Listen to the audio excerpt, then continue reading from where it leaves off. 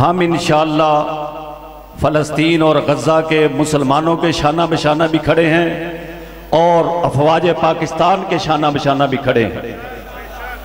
غزہ اور فلسطین کے جو مجاہدین جنگ لڑ رہے ہیں وہ جس طرح ان کی جنگ ہے وہ میری اور آپ کی بھی جنگ ہے۔ جتنی مسجد اقصیٰ ان کی ہے اتنی ہی مسجد اقصیٰ میری اور آپ کی بھی ہے۔ یہ وہی مسجد اقصیٰ ہے جس مسجد کے اندر حقیقی معنی میں نبی پاک صلی اللہ علیہ وسلم کی ختم نبوت کا اعلان کیا گیا۔ آپ ذرا گہرائی میں جا کے سوچیں، اللہ نے قرآن میں آیت نازل فرمائی وَإِذَا خَذَ اللَّهُ مِيثَاقَ النَّبِيِّينَ لَمَا آتَيْتُكُم مِّن كِتَابٍ وَحِكْمَةٍ ثُمَّ جَاءَكُمْ رَسُولٌ مُصَدِّقٌ لِّمَا مَعَكُمْ لَتُؤْمِنُنَّ بِهِ وَلَتَنصُرُنَّهُ۔ جب نبی پاک صلی اللہ علیہ وسلم کے لیے تمام کائنات کے خلاصہ انبیاء علیہ السلام کو مسجد اقصیٰ کے اندر جمع کیا گیا اور تمام انبیاء کی موجودگی میں حضور علیہ السلام سے امامت کروائی گئی، اعلان کر دیا گیا کہ محمد مصطفیٰ بیت اللہ کا بھی وارث ہے، محمد مصطفیٰ مسجد اقصیٰ کا بھی وارث ہے۔ اس لیے حضور کی وساطت سے یہ امت بیت اللہ کی بھی وارث ہے اور حضور کی وساطت سے یہ امت مسجد اقصیٰ کی بھی وارث ہے۔ اور میں نے ایک بات عرض کرتا ہوں کہ اللہ نے جو اسلام کے علاوہ مذاہب ہیں یہودیوں اور عیسائیوں کے عبادت قدوں کو سومیا کہا، بیا کہا، لیکن مسجد نہیں کہا۔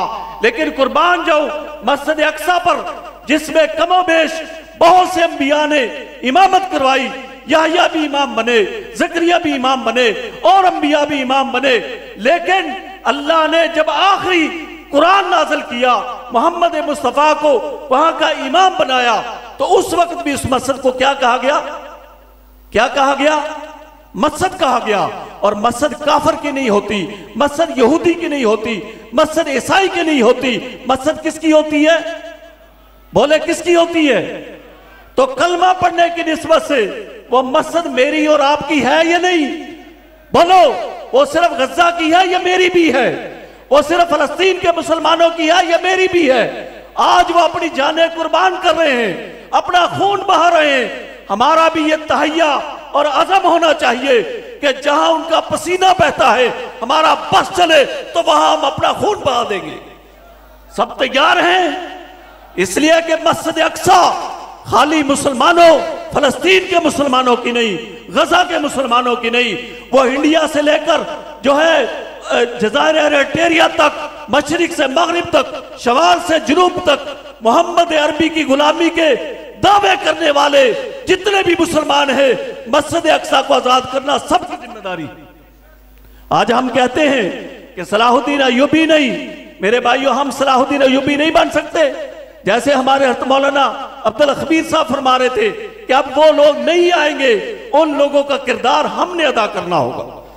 اور دوسری بات میں یہ عرض کرنا چاہتا ہوں کہ علماء کو، دیندار طبقے کو یہ نہ سمجھا جائے کہ صرف یہ مساجد کا تحفظ کرنا جانتے ہیں، مدارس کے لیے لڑنا جانتے ہیں، یہ اپنے وطن کی مٹی کے لیے خون بہانا اپنے ایمان کا حصہ سمجھتے ہیں۔ اور آج ہم افواج پاکستان کو خراج تحسین بھی پیش کرتے ہیں اور پورے دینی طبقات کی طرف سے یہ اعلان کرتے ہیں، انہیں یقین دلاتے ہیں کہ دینی طبقات تمام طبقات سے زیادہ اس وطن کی حفاظت کے لیے افواج پاکستان کے شانہ بشانہ کھڑے ہیں۔ وطن کی حفاظت کے لیے سب تیار ہیں انشاءاللہ۔ اور آخری بات میں عرض کر کے یہ ختم کرتا ہوں، میرے محترم بزرگ اور دوستو، اپنی صفوں میں اتحاد پیدا کریں، اپنی صفوں میں اتفاق پیدا کریں، جو تفرقہ پسند عناصر ہیں ان کو سیٹ پر کریں۔ دیکھیں اس انگلی کی کوئی طاقت نہیں، یہ پانچوں انگلیاں علیحدہ علیحدہ ہوں ان کی کوئی طاقت نہیں۔ میں اہل حق کی جماعتوں کو ایک پیغام دینا چاہتا ہوں کہ یہ پانچوں انگلیاں ملا کے مکہ بناؤ، پھر اس کی طاقت دیکھو کیسی طاقت ہوتی ہے۔ تو ایک انشاءاللہ وَاعْتَصِمُوا بِحَبْلِ اللَّهِ جَمِيعًا وَلَا تَفَرَّقُوا، اس کی تصویر بنیں گے سارے، سماعت دینی طبقات کو جوڑیں گے، تمام اہل حق کی جماعتوں کو اکٹھا کریں گے انشاءاللہ، سب ہاتھ کھڑا کر کے اعلان کریں کہ انشاءاللہ کل بھی ایک تھے، آج بھی ایک ہیں، انشاءاللہ دین کے لیے، ختم نبوت کے تحفظ کے لیے، مسجد اقصی کے تحفظ کے لیے، پاکستان کے دفاع کے لیے انشاءاللہ کل بھی ایک تھے، اور کل بھی ہمارا عزم تھا کہ ضرورت پڑی تو وطن ماں کی طرح ہوتا ہے، وطن کی مٹی ماں کی طرح ہوتی ہے، اس پر جان قربان کرنا دینی طبقات اپنے لیے باعث سعادت سمجھتے ہیں، اپنے لیے باعث فخر سمجھتے ہیں۔ اور آج فوج نے جو کردار ادا کیا ہے ہم اسے خراج تحسین بھی پیش کرتے ہیں، اور دینی طبقات چاہے وہ مدارس والے ہیں، مساجد والے ہیں، تبلیغ والے ہیں، سنی کونسل والے ہیں، JUI والے ہیں، عالمی مجلس والے ہیں، کسی بھی اہل حق کی جماعت سے تعلق رکھتے ہیں، انشاءاللہ وہ فوج پاکستان کے شانہ بشانہ کھڑے ہیں۔ سب تیار ہیں انشاءاللہ، اور میں آپ تمام حضرات کا شکریہ ادا کرتا ہوں کہ اپنا قیمتی وقت نکالا، اور آپ نے جو ہے ہماری اس مجلس کو رونق بخشی۔ اللہ تعالیٰ آپ کے ہر قدم پہ اپنی شان کے مطابق اجر عظیم عطا فرمائے۔ کل اگر ہم آپ کو ختم نبوت کے لیے بنائیں، ناموس صحابہ کے لیے بلائیں، وطن کے دفاع کے لیے کوئی تقاضا رکھیں، آپ ہماری دعوت پہ لبیک کہیں گے؟ اتحاد علماء دیوبند کے ساتھ چلیں گے؟ اللہ تعالیٰ سب کو جزائے خیر عطا فرمائے۔ وما علینا الا البلاغ المبین۔